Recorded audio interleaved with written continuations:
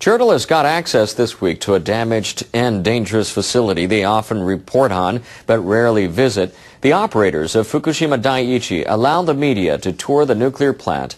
A team from NHK went inside. Tokyo Electric Power Company officials have restricted access to Fukushima Daiichi since the 2011 earthquake and tsunami crippled the facility.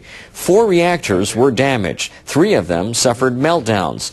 The plant is far from stable and radiation levels are still high.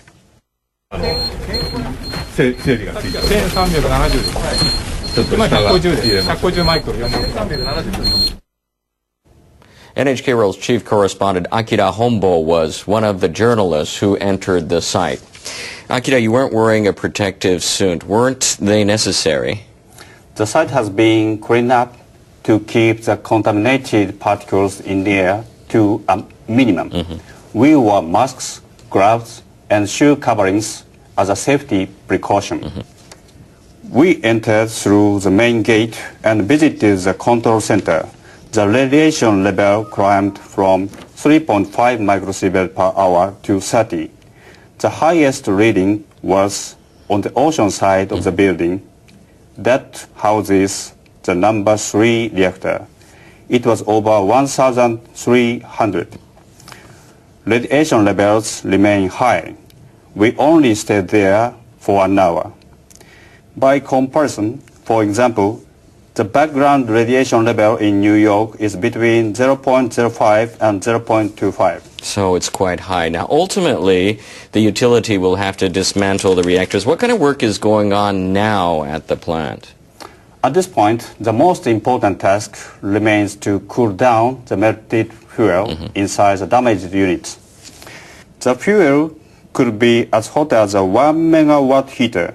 It's similar to heat emitted by 1,000 electric stoves in a small space. If these units aren't kept consistently cool, another meltdown could happen. Spent fuel rods are also stored in all the reactor buildings. The other important task is to remove them. And this fuel also produces heat, so it has to be kept cool in a pool filled with water. Spent fuel must be cooled until it becomes stable. Work had already started at the number 4 unit. It houses the largest amount of spent fuel, and it's the easiest area for workers to access, since this reactor didn't melt down. TEPCO plans to start the removal process in November. Once the spent fuel is removed, it will be transferred to a fuel pool built above ground.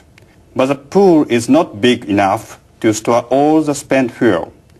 So TEPCO plans to build a new facility that relies on helium instead of water as a coolant. How long is it going to take to remove the fuel and dismantle the reactors? TEPCO aims to remove all the spent fuel by 2021. The next step is to remove melted fuel from the reactors. They plan to finish that by 2036.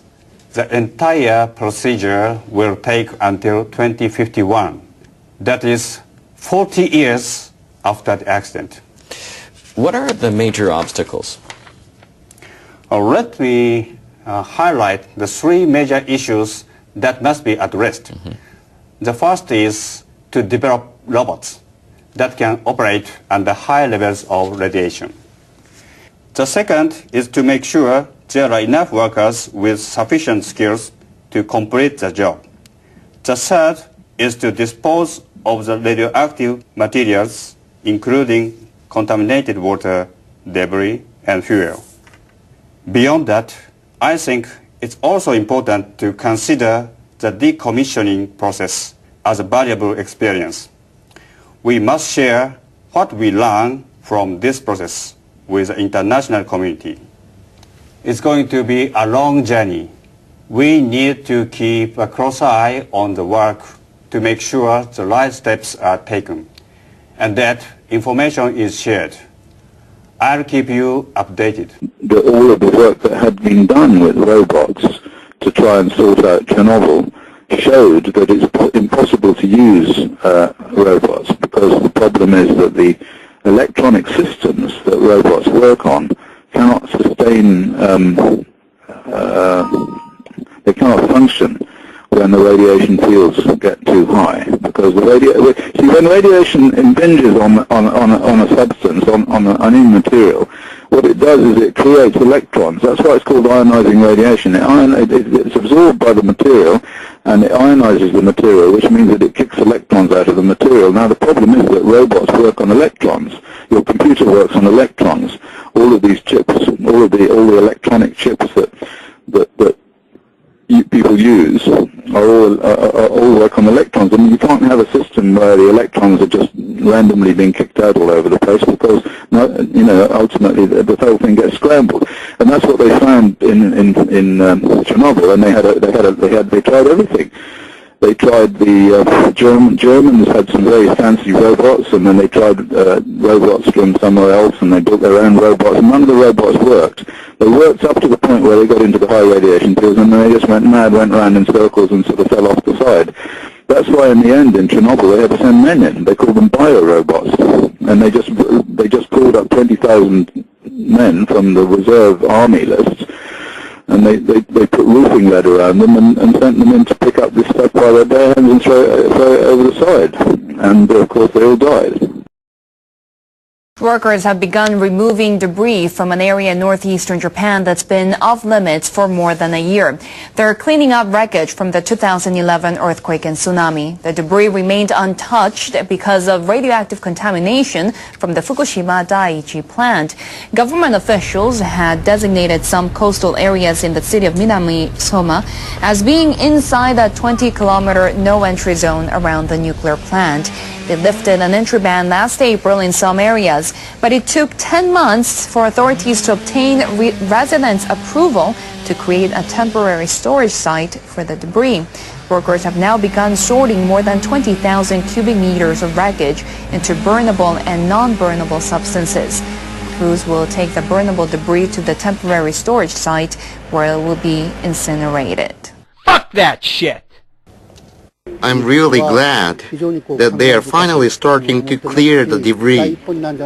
I think it's a first step. Fuck that fucking made-up fantasy fucking fairy tale! I've received a lot of requests to get rid of the debris as quickly as possible. We will work hard to remove all the debris as soon as possible. Environment Ministry officials say they hope to complete the cleanup in other areas in Minami-Soma by March next year. The Fukushima catastrophe is probably the worst nuclear disaster in human history. It's certainly worse than Chernobyl. The contamination from Fukushima has gone as far south as Tokyo. I have measured it personally in air filters from cars. At least 12 different air filters from cars were sent to me, some of them from the south of Tokyo, and many of them from 100 kilometers away from Fukushima, and they contain very large amounts of radioactivity in them, high levels of cesium-134 and cesium-137. So we can conclude without any doubt that that area, up to 200 kilometers, maybe more, away from the catastrophe site, has been seriously contaminated with radionuclides. But that leads us to another problem, because what's happening now, as I'm told, is that the Japanese government are trucking radioactive material from the Fukushima disaster area, where it's contaminated, all over Japan. And even as far south as the south of Japan, we're now getting reports of radioactive material being taken all the way to the south of Japan to be burnt. Now, what possible reason could there be for burning it as far away as that? I'll tell you the reason. It's really quite sinister and horrifying. The reason is this, that eventually when these children start to die from leukemia, from other cancers, from heart disease, from whatever, their parents are going to want to go into court.